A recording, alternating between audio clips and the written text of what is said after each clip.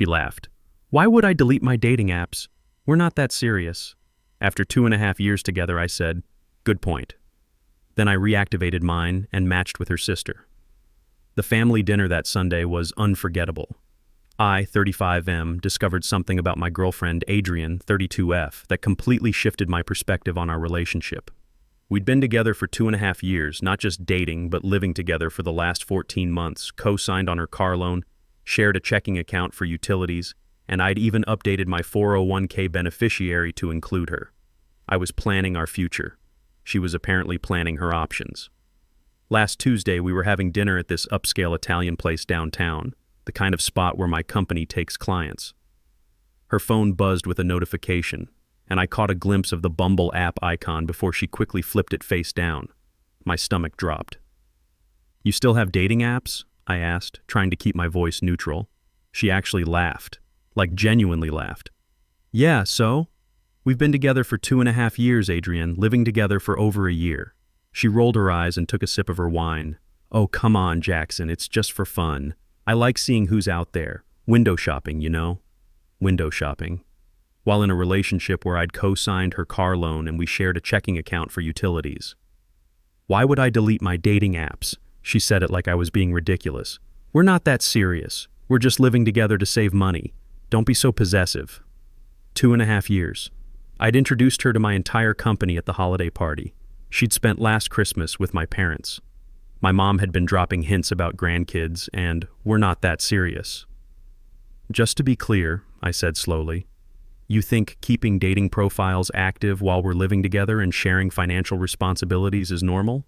God, you're so traditional. Yes, it's normal. Everyone does it. It doesn't mean anything. She waved her hand dismissively.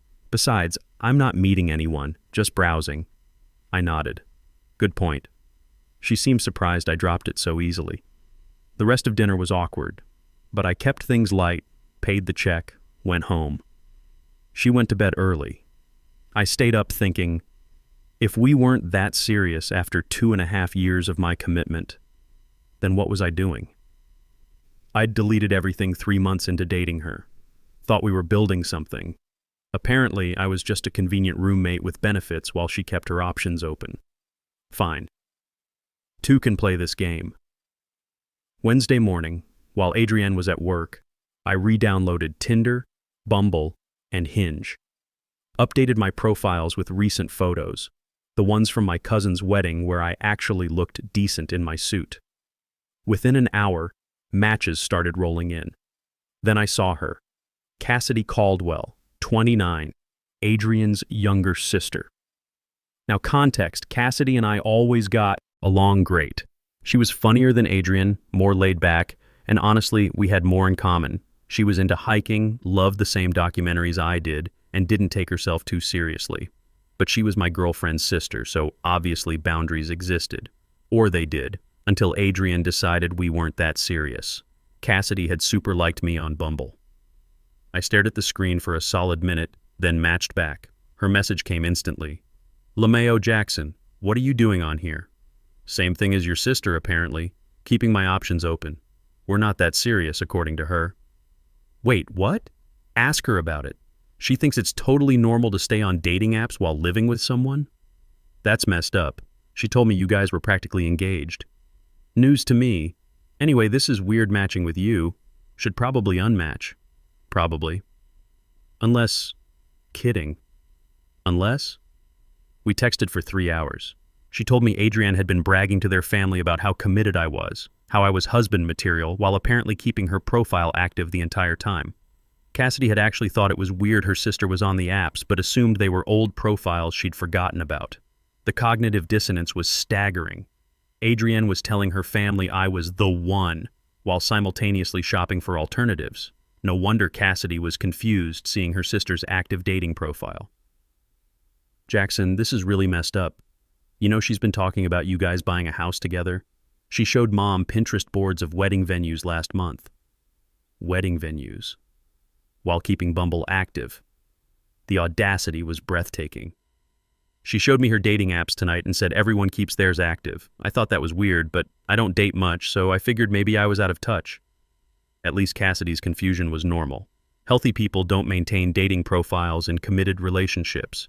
Jackson, Sunday dinner is going to be interesting. Sunday dinner? Family dinner at my parents'. Adrienne didn't tell you? She confirmed yesterday we're both coming. I hadn't been told anything about Sunday dinner. Interesting oversight.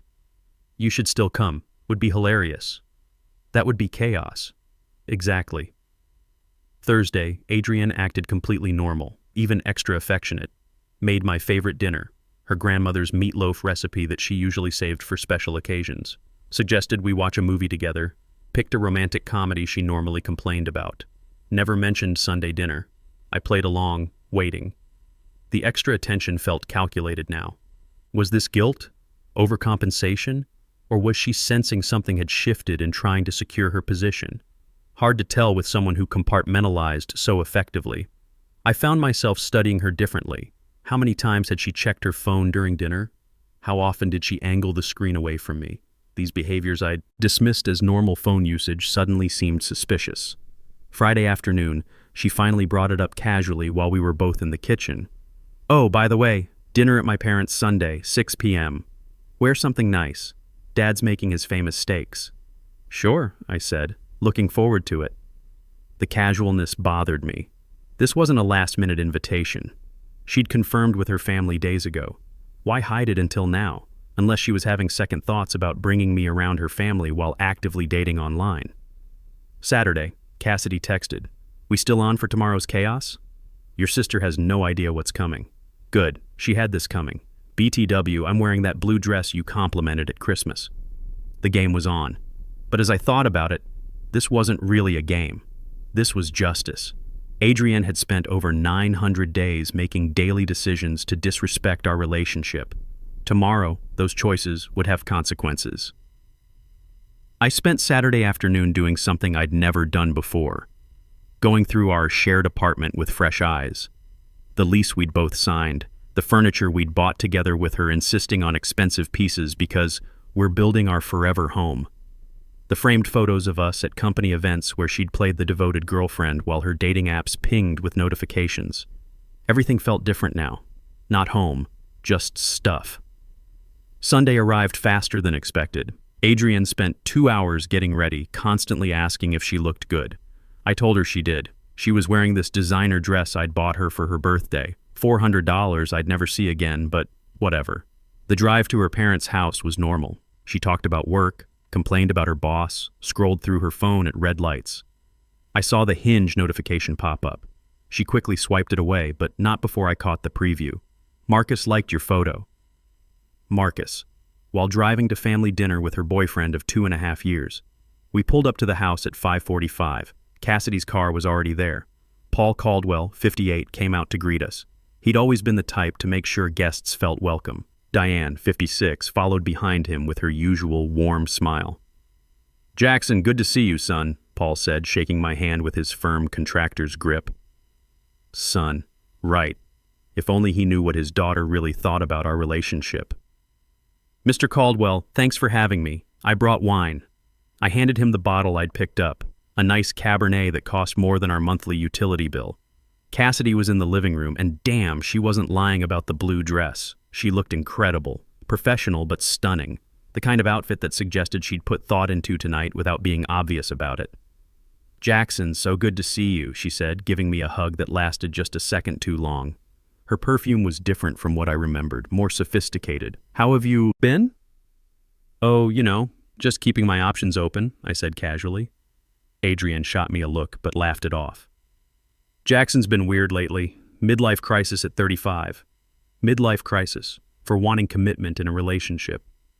"Sure." Bryce, 37, emerged from the kitchen carrying a beer. He worked construction with their dad and had always been the laid-back brother. "Hey Jackson, how's the project management world treating you?" "Can't complain. Just closed a major client contract last week." I didn't mention that Adrienne had attended the celebration dinner where she'd played the supportive girlfriend while her phone buzzed with dating app notifications. We sat down for dinner. Diane had made her famous lasagna, the recipe she'd only shared with family members and future family, as she'd told me last Christmas. Paul opened the wine I'd brought, commenting on the vintage. Everything seemed normal until Cassidy cleared her throat. So, Adrienne, I saw something super weird on Thursday. The tone shift was subtle but immediate. Diane paused mid-bite. Paul lowered his wine glass. Oh? Adrienne took a sip of wine, but I noticed her hand trembled slightly. You were on Bumble. Your profile popped up in my feed. The table went silent. Adrienne's face flushed. Diane looked genuinely confused, the kind of confusion that comes from having lived in a different era where dating apps weren't a thing. Bumble? Isn't that a dating app? Diane asked. It is, Cassidy said innocently. Weird, right? Since Adrienne's been with Jackson for almost 3 years now. Bryce raised his eyebrows but stayed quiet. He'd been through his own relationship drama and probably sensed this was about to get messy. Adrienne laughed nervously, the same laugh she'd used at the restaurant. That must be an old profile. You know how those apps are.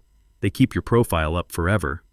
No, Cassidy said, pulling out her phone with the precision of someone who'd prepared for this moment. It said, active today. See? She showed the screen to the table. There was Adrienne's profile, complete with photos from last month's business conference in Denver, the one her marketing company had paid for. The main photo showed her in the hotel lobby, smiling at the camera, the same photo she'd sent me with the caption, "Missing you already." Paul's expression darkened. I'd seen that look before when contractors tried to overcharge him. Adrienne, what is this? It's nothing, Dad. I never deleted it. It doesn't mean anything. I stayed quiet, methodically cutting my lasagna. Let them process this themselves. Diane turned to me, her voice gentle but concerned. Jackson, did you know about this? Found out Tuesday, I said calmly. She told me we're not that serious and it's normal to keep dating apps while living together. The table exploded. Not that serious? Diane's voice hit a pitch I didn't know was possible. You're living together. You co-signed her car loan. You're on each other's insurance policies. Paul slammed his wine glass down hard enough to make the silverware jump. Adrienne, what is wrong with you? You're all overreacting, Adrienne protested, her voice rising. It's 2024. People don't delete apps just because they're in committed relationships, Cassidy interjected. Actually, they do. Normal people do. Bryce shook his head. Mel, that's really messed up. Jackson's been nothing but good to you.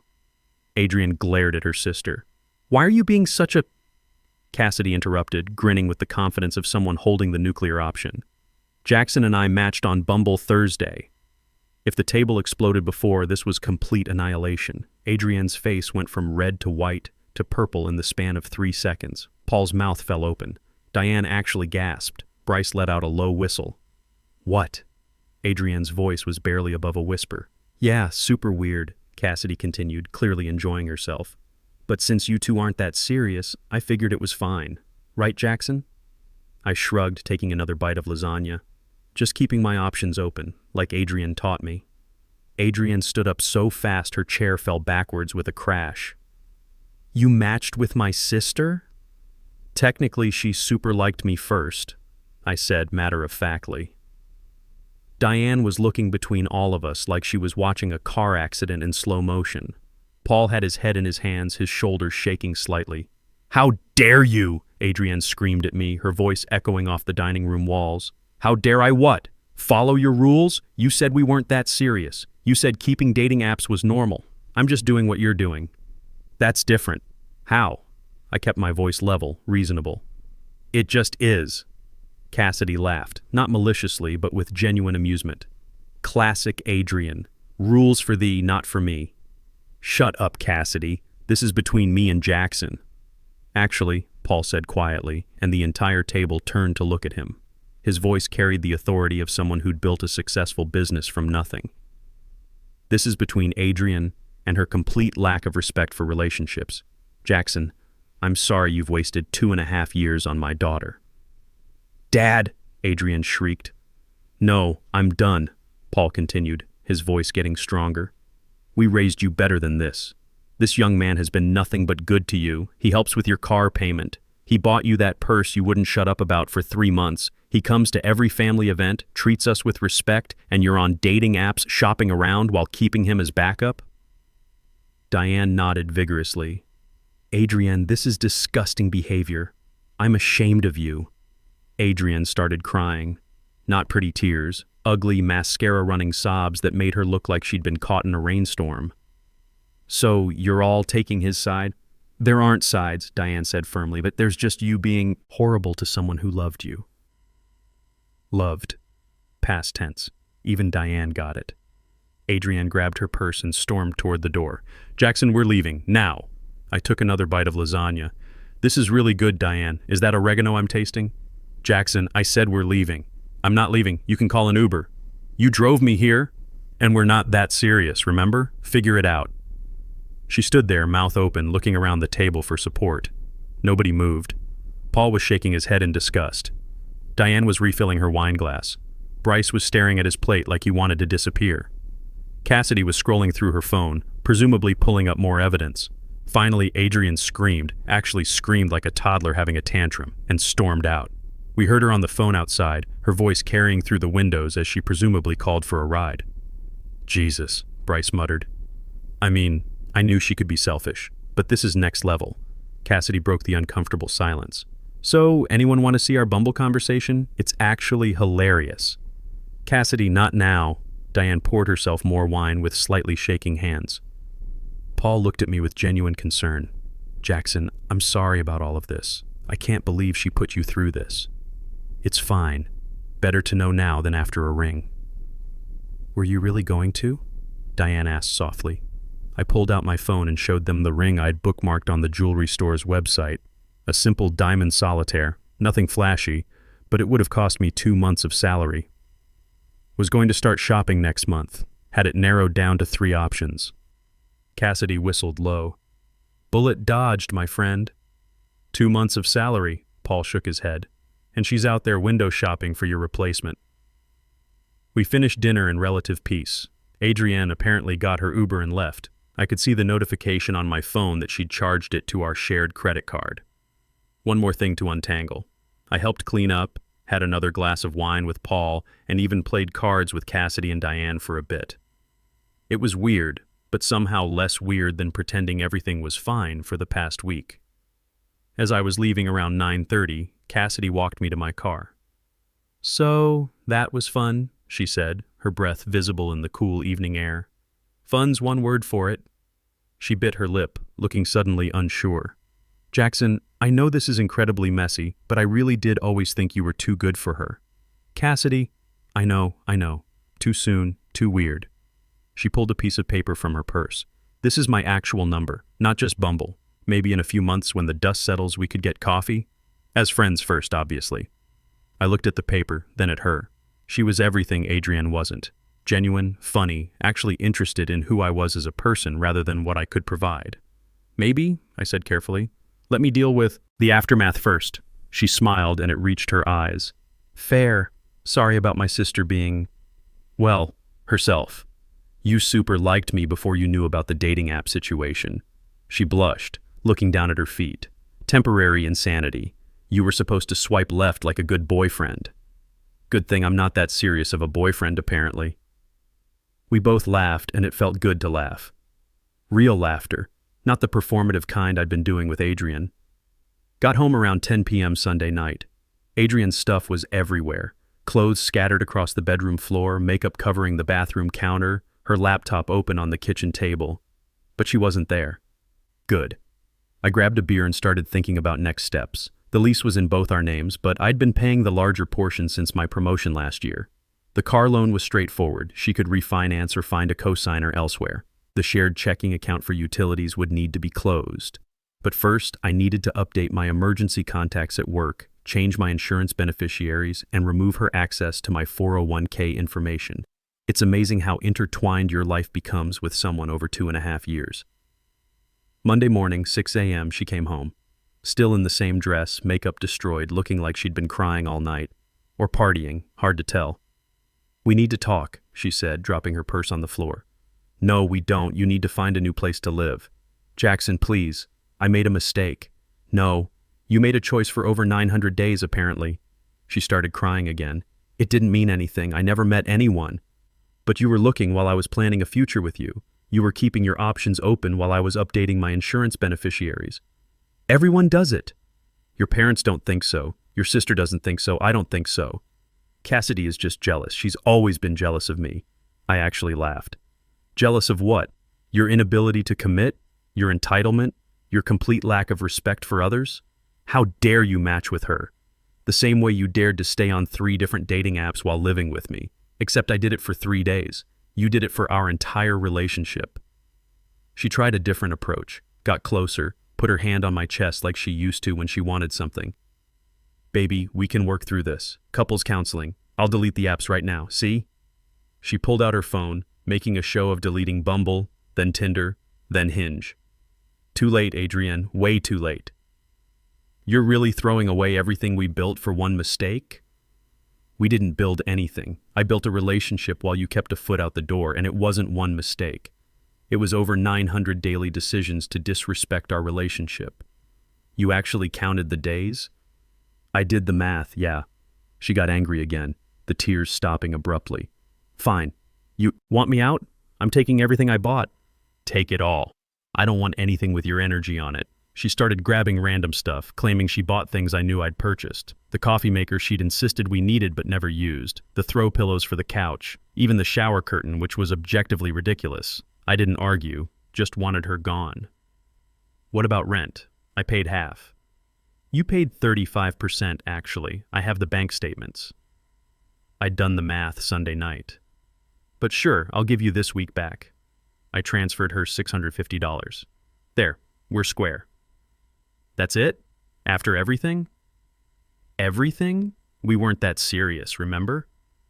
She screamed again and threw the coffee mug I'd been drinking from at the wall. It shattered, ceramic pieces scattering across the hardwood floor. You'll pay for that too, I said calmly. $25 for the mug, $150 for the security deposit hit when they see the wall damage. I hate you. Cool. Hate me from somewhere else. The real meltdown came Tuesday when she realized I'd already told our mutual friends what happened. See, while she was having her Monday morning tantrum, I'd sent a group text with screenshots of her dating profiles and her "we're not that serious" quotes. Preemptive strike against whatever narrative she was planning. My phone blew up with messages. Dude, 2.5 years? That's cold. She was on apps the whole time? Damn. Team Jackson. That's messed up. Her best friend Melody even texted me privately. I told her months ago those apps were a bad look while living with you. She said she'd deleted them. I'm sorry, Jackson. Even my LinkedIn connections started reaching out. Apparently, word travels fast in professional circles when someone's relationship implodes spectacularly. My colleague Marcus from the Denver office messaged, "Heard about the breakup. That's rough, man. She seemed nice at the conference dinner." Nice. If only he knew she'd been swiping through Bumble between the appetizer and main course that night. By Tuesday afternoon, Adrienne was in full damage control mode, posted on Instagram about toxic relationships and controlling men who violate their girlfriend's privacy. The post got maybe 12 likes and 30 comments, mostly from people asking what happened. The real damage came when Cassidy commented with receipts. Screenshots of Adrienne's messages from the previous month. "Jackson's so clingy lately. Good thing I have backup options, lol. These guys on Hinge are way more fun to talk to." The comments section turned into a bloodbath. Their cousins, mutual friends, even her marketing coordinator colleagues added their perspectives. Turns out I wasn't the only one who'd noticed her sketchy behavior at company events. "Wait, you were on dating apps at the quarterly mixer? I saw you showing someone your phone and laughing," commented Jessica from her office. "This explains why she was always on her phone during family dinners," added their cousin Megan. "Wednesday, she tried getting her stuff while I was at work. Building management called me at 10:30 a.m. Mr. Caldwell, Ms. Adrienne is here saying she needs to get into your apartment. She's not on the lease and no longer lives here. Do not let her in." "Understood, Mr. Caldwell." She called me 23 times in an hour, left voicemails ranging from apologetic to threatening. My favorite was, "You're going to regret this when you're alone forever. No one will ever love you like I did." I texted back, "You're right. No one will ever love me like you did. Thank God for that." Thursday brought unexpected professional consequences. My director pulled me aside during our weekly team meeting. "Jackson, I heard about your personal situation. I want you to know it won't affect your standing here. But I should mention that Adrienne's company handles marketing for 3 of our major clients. This could get awkward at industry events. I hadn't considered that angle. Denver wasn't a huge city, and our professional circles overlapped more than I'd realized. The quarterly business mixer, the annual conference, the client appreciation dinners, we'd attended them together for over 2 years. I understand, sir. I'll keep things professional if our paths cross. Good man. For what it's worth, everyone here thought highly of you both. This situation doesn't reflect on your character. But it reflected on hers. Word was already spreading through the professional network. LinkedIn is surprisingly gossipy when you know what to look for. The weekend brought the final drama. Adrienne posted a TikTok, yes, a TikTok at 32, about how my ex destroyed my life because I wanted independence.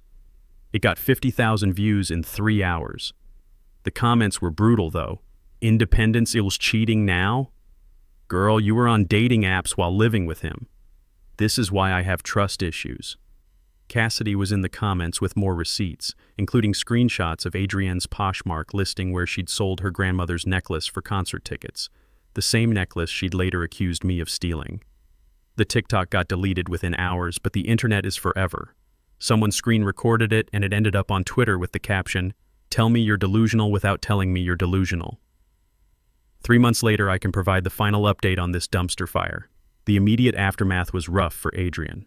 Turns out going viral as the poster child for relationship manipulation isn't great for your career prospects.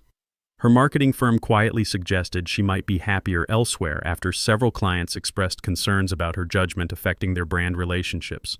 According to Bryce, who I grab beers with sometimes now, weird but he's solid, Adrienne moved to Phoenix to start fresh, lives with some aunt who doesn't know the full story, still single, still on the apps, still convinced she did nothing wrong. Paul and Diane took it hard initially. They sent me a card apologizing again and insisted on paying for the wall repair, which I didn't want to accept. They're good people who raised 2 great kids and 1 problematic one. As for Cassidy and me, yeah, we're together now. Before you judge, hear me out.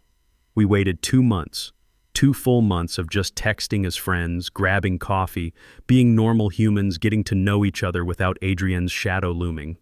She was nothing like her sister. Honest, funny, actually deleted her dating apps after our 3rd official date without me asking. The family dynamics are weird, not gonna lie. Paul and Diane are supportive but understandably awkward sometimes. Bryce thinks it's hilarious and calls us the upgrade. Thanksgiving dinner next month should be interesting.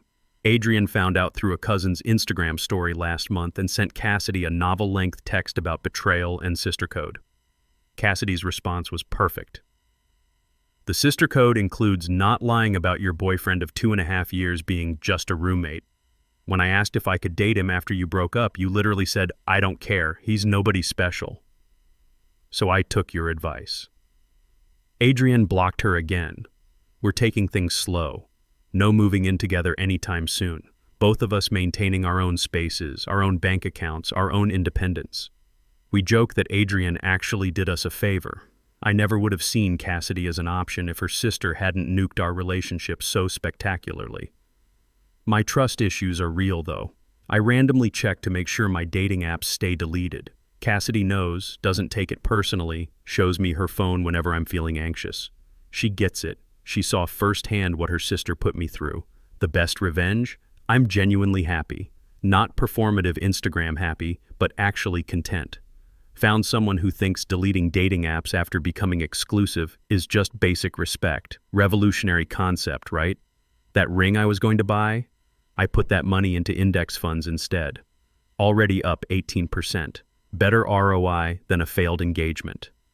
If you're reading this, Adrienne, and I know you are because Cassidy says you still search my name weekly, thanks for the life lesson. You showed me exactly what I don't want in a partner. Oh, and your LinkedIn shows you're still open to opportunities in Phoenix. Some things never change.